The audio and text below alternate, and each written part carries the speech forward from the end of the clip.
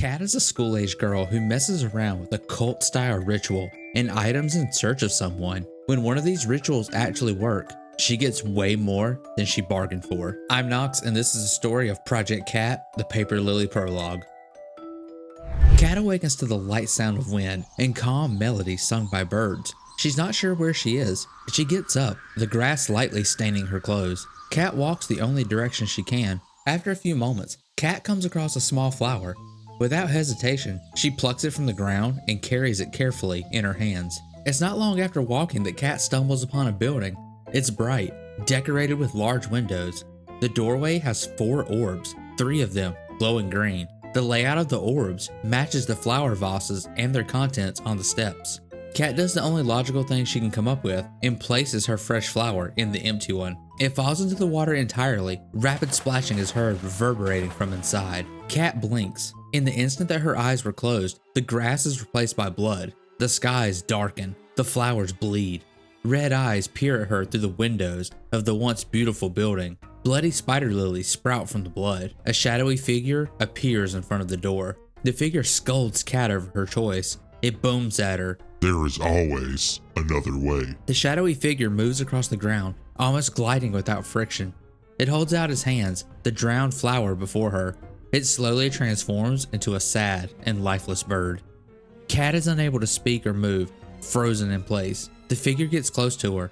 Don't come here, or I'll kill you, it says, its voice sounding like it echoes from every direction. Kat's vision fades to black. Moments later, Kat awakes, her head lifting up from the wood, her back creaking in pain as she lifts up. It was, of course, just a dream. Kat stretches her back and stands up. The classroom lights are off, and the sun has set, lending no natural light.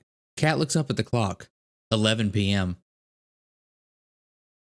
Elsewhere, 3 girls stare at an Ouija board in horror, the planchette having just spelled die. They become frantic and exclaim at each other. A knock is at the door. You're making too much noise, a voice calls from the shadows. Kat walks in. The 3 girls at the table sigh. Though Kat doesn't actually know the 3 girls, their names are Julie, Saki, and Kaya. Kat has just mental notes of them as quiet, ponytail, and pretty though. It turns out this room is where the occult club meets. Kat, being the newest member, knows that the 3 girls are not members of the club. Kat takes this opportunity to ruin the Ouija board for them, informing them that it's the ideomotor effect and how it's mainly just their imagination playing off of each other. The 3 girls respond pretty negatively. Oh boy, I'm sure Kat's fun at parties. Kat checks her notes. She stayed late at the school to perform a ritual she learned about. She needs 3 rooms, 12 candles, a lighter, a rune, a tuft of hair, and chalk. Kat had already brought candles and a lighter with her already, and she just needed to hunt around the school for the other items. Her other notes show she needs to move the desk out of the way in the 3 classrooms in the hall and draw chalk lines across. Kat goes to the room, rearranges all the desks, closes the curtains, and discovers one of the windows doesn't have a curtain. She borrows a key to the theater room from one of the girls hanging out in the occult room after doing her a favor and returning her private notebook to her. Finding spare curtains in the theater room, Kat is able to successfully plunge all of the classrooms into total darkness. Between all of the running around and searching and the casual small talk that happens between Kat and the girls, Kat starts to grow fond of them, even going as far as exchanging names, Kat being able to know them beyond just physical identifiers. Kat grabs a rune from a box in the occult room. Unsure if it's the correct one as the instructions didn't specify. They all had different symbols, so she trusted her gut. Kat begins drawing chalk lines across the rooms. As she makes her way through, strange things start happening, such as windows cracking and strange sounds. The hairs on the back of Kat's neck stand at attention. At one point, she's certain she saw someone in a classroom watching her through the window. With the candles placed and lit, Kat sits for a moment. She had planned to cut a tuft of hair off of Saki, but after being friendly with her, sighs. She takes a deep breath and cuts a piece of her own hair off. I guess I just sit here and wait 5 minutes now, Kat says aloud, trailing off.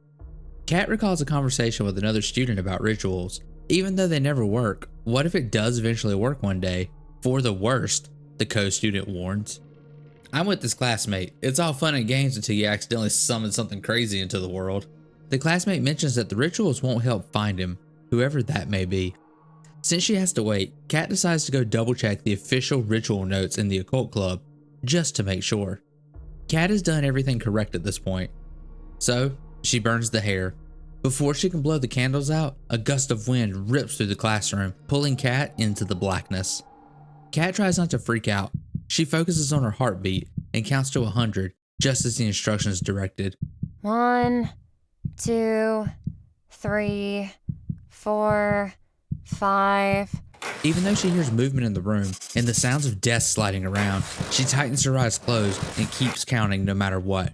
55, 56, 57, 58, 59.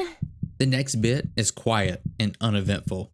96, 97, 98, 99, 100. Kat opens her eyes. She's no longer in the classroom. She's in a strange hallway with fixtures and doors. This actually worked? She exclaims in surprise. Her heart races in excitement. I can't believe this actually worked!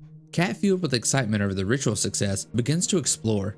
She comes across a variety of doors, all of them locked, all having strange patterns except for one boring, an ordinary looking door. After walking the hallway, she arrives where she started. How did this loop around? It was a straight hallway, wasn't it? She asked to the void. Kat continues on until eventually the hallway seems to just continue for an infinite of nothing. No doors, no pipes, nothing. After walking for what feels like an hour, she finds an ordinary key hanging on a wall. Kat grabs it, the cool metal in her hand. I remember one of those doors looked plain and ordinary compared to the others, she said to herself. That is, if she can find her way back to it, with cursing looped hallways and whatnot. Kat traverses the hallway again for what feels like hours before coming across the staircase that led to the original ordinary door. The key did in fact work on it. Inside the door, Kat finds herself in familiarity. Am I back at the school? She questions, the new hallway having a stark resemblance. While walking down the school hallway, a voice echoes in what feels like Kat's mind. Let's have some fun, shall we? Entertain me. Kat calls out. Who's talking? Who's there? Kat continues down the same hallway over and over, the voice taunting her at every turn. She eventually comes across a pile of gold envelopes, not unlike the one the original ritual was found in. There's even a copy of the one she performed. Now that you know these rituals work, you have no way of going back to tell anyone. The voice taunts further. Kat finds notes on the walls. They mention her absent father, her mother in despair over losing a husband and now a daughter. Could the missing father be the him that Kat is searching for? The hallways eventually come to an opening with a familiar room. Kat recognizes her father's study at her home. She sees a hazy image of herself doodling beside him. As she approaches, his neck contorts, blinking, and then he vanishes. Kat looks around. She recognizes all of the books and papers her dad was reading. Out-of-body experiences, paranormal realms, and even physics and math books. Tears form in Kat's eyes as she realizes this voice in her head knows everything about her and is feeding on her despair. She pulls herself together, knowing it can't be real, and continues down the hallways. After what feels like days, Kat goes through a doorway, only for the door to disappear behind her. The voice taunts at her again. I'm just gonna watch you rot. It calls out to her. Shut up! That's enough! Kat screams at the walls.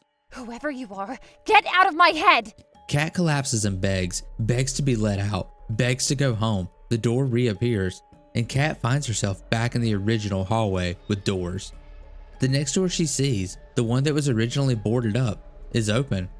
She steps inside, only to be met by darkness. She sees blood on the floor, barely illuminated by a light source that she cannot see. She follows the blood trail, having no other hint of where to go, and finds the dismembered bodies of Saki, Julie, and Kaya before her. Kat doesn't understand. They left the school. They were fine. They weren't in the occult room when she went to check the final notes. Kat runs and runs and runs, tears streaming down her face, until a door that says exit arrives before her. Kat approaches the door and sees something that horrifies her. Her eyes, unblinking, stare in disbelief. She stares into the emptiness of it. I don't want to die, she says. When she finally blinks, she never opens her eyes ever again. It would seem that curiosity killed the cat.